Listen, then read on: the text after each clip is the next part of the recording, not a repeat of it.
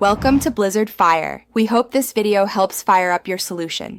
You start right away by laying out materials and marking the cuts. This avoids mistakes later. Measure and mark a 30x 30 cm base and 4 25 cm side panels, then clamp the plywood before cutting to keep edges straight. Once done, sand all cut faces so glue bonds cleanly and splinters don't show.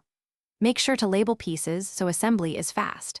You'll also pre-drill 3 screw holes per corner to prevent splitting. This speeds up construction and ensures tight joints. You dry fit the 4 sides and base to confirm a square box. This prevents warps later. Apply waterproof glue along each edge, align panels, clamp, and then drive 3 screws per corner for strength. Once secured, check that the box sits flat, plain any high spots.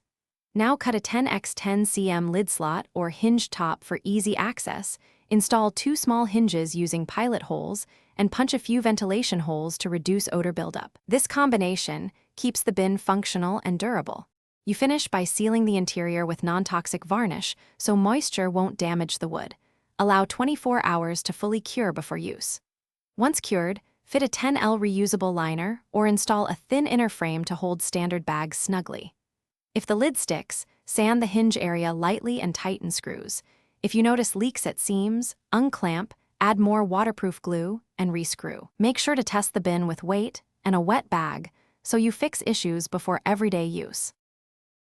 Thanks for watching. If you found this helpful, don't forget to like and subscribe.